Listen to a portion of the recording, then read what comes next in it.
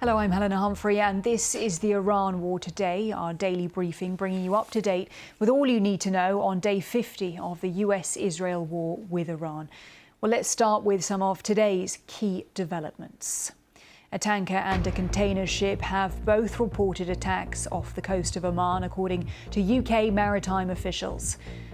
It comes after the Iranian military said that it was once again closing the Strait of Hormuz because of a continued US blockade of Iran's ports. President Trump says the US won't be blackmailed over the strait. Elsewhere in Lebanon, a French UN peacekeeper has been killed in an attack being blamed on the Iranian-backed Hezbollah militia. They deny the claims. Now, over the course of the next 10 or so minutes, we'll get the latest from our teams across the world. We'll be live with our correspondents in Washington and Jerusalem. Plus, we'll hear analysis from our correspondents monitoring developments from here in London. Well, the Strait of Hormuz has been the focus of global attention once again. Now, the UK Maritime Trade Operations Centre says that a tanker and a container ship both reported attacks off the coast of Oman. The crews are safe, but there was some damage to containers. Well, earlier in the day, Iran's military announced they would close the vital shipping route once again in response to the US maintaining its blockade on Iranian ports. Now, shipping traffic from this morning into the afternoon shows vessels flowing through the strait. Then, as the day progressed, some of those boats stop, turn around, and traffic reduces. Now, President Trump was taking questions in the Oval Office today, and he wasn't happy with Iran's actions in the strait. We have very good conversations going on. It's working out very well. They got a little cute, as they have been doing for 47 years. And nobody ever took them on. We took them on.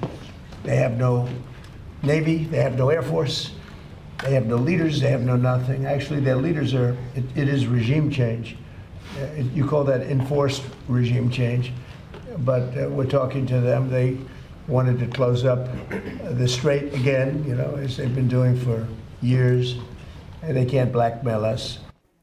Well, joining me now from Washington is our correspondent, Simi Jolosho, our North America correspondent, and Kasra Naji, special correspondent for BBC Persian. Welcome to you both. Firstly, to you, Simi, judging by President Trump's comments, he seems pretty defiant.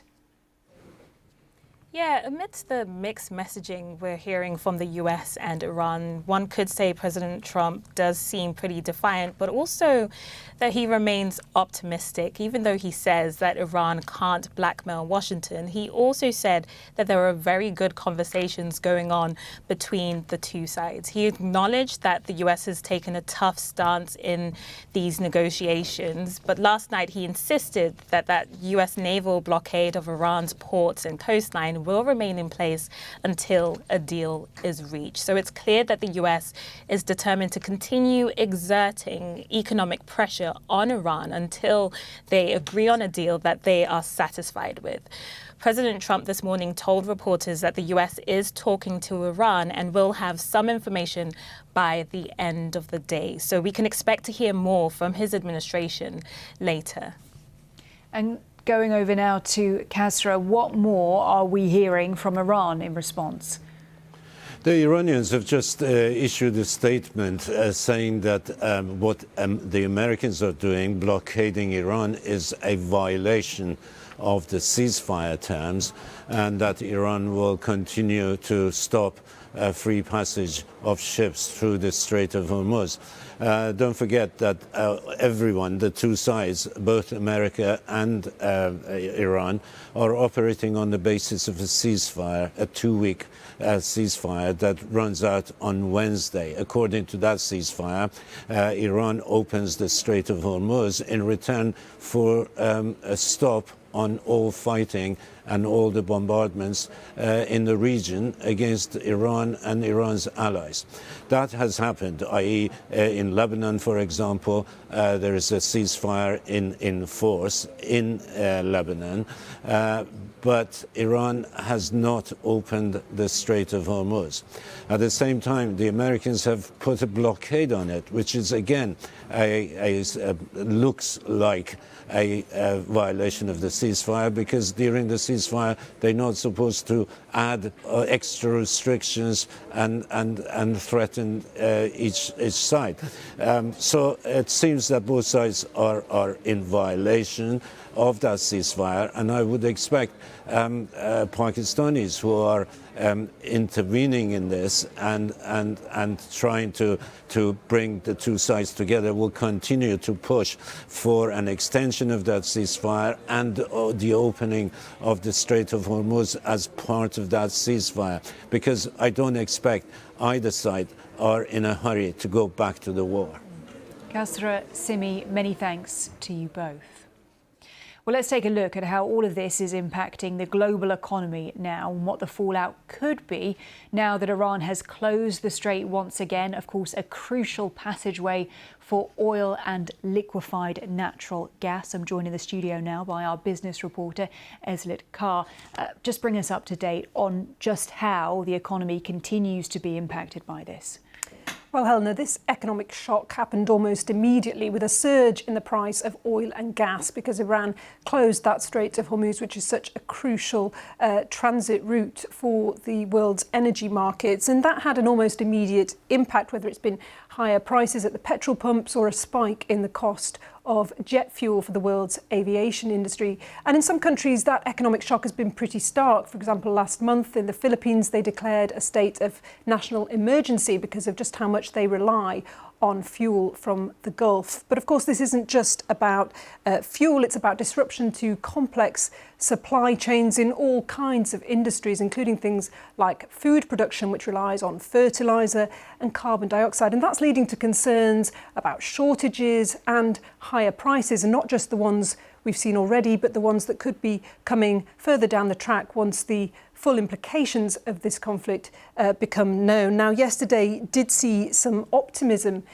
in the markets around the idea that that Strait of Hormuz could reopen. But there have been plenty of warnings that even if and when that does happen, it's not going to be flicking a switch and supplies return to normal. There could be lasting effects on many industries. They could take time to recover.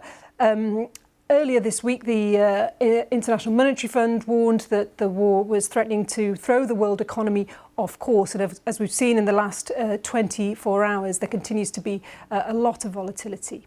Indeed, Eslit Carr, our business reporter. Many thanks indeed.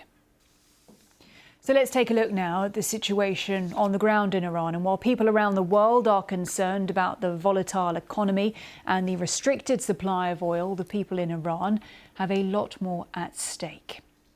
Well, Lise Doucette is our chief international correspondent, and she is in Tehran reporting on the condition that none of her material is used on the BBC's Persian service. Now, these restrictions apply to all international media organisations operating inside Iran, and she told us about what life is like for Iranians since the war began.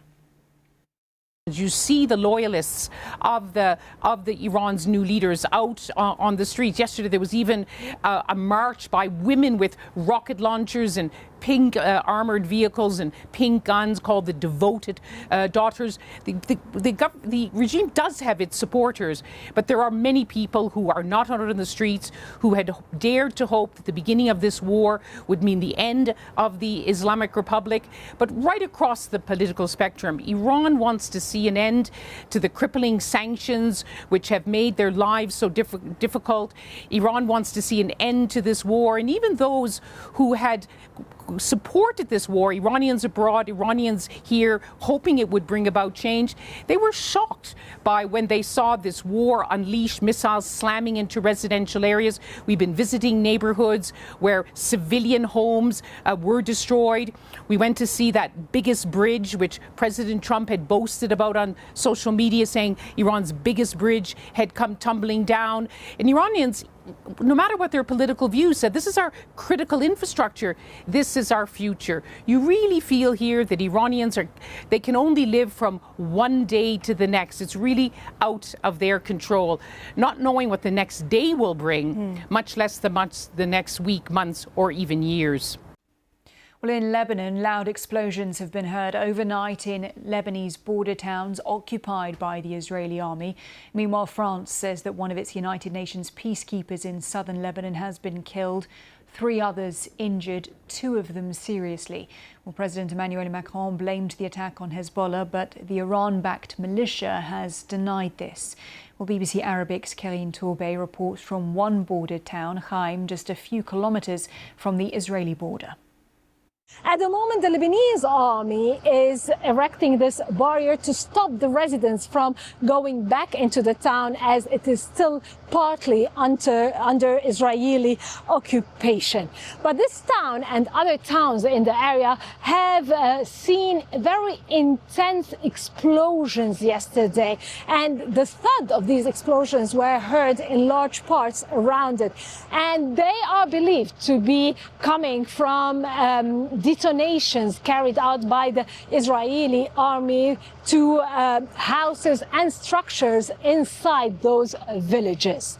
Of course, parts of the normal life are coming back to the south of Lebanon, or to parts of the south of Lebanon, after the ceasefire came into effect. And as part of this, the UNIFIL, the UN peacekeeping forces in South Lebanon, has resumed its patrols in parts of the south. This has stopped due to the hostilities in the past weeks. Well, let's speak now to our correspondent in Jerusalem, Nick Beek. Nick, good to see you. Is the ceasefire between Lebanon and Israel holding? Hi, Helena. Yes, it is holding for now, but it is certainly under strain. You talked about the UN peacekeeper from France who was killed. Emmanuel Macron, the French president, saying he was in no doubt that this was the work of Hezbollah. The group said that it was not responsible for it.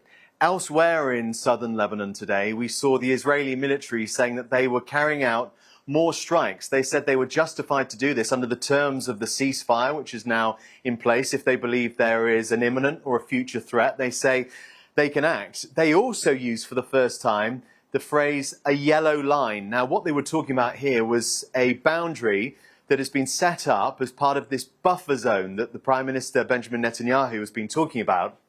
And the idea is that he says that northern Israel is protected from Hezbollah.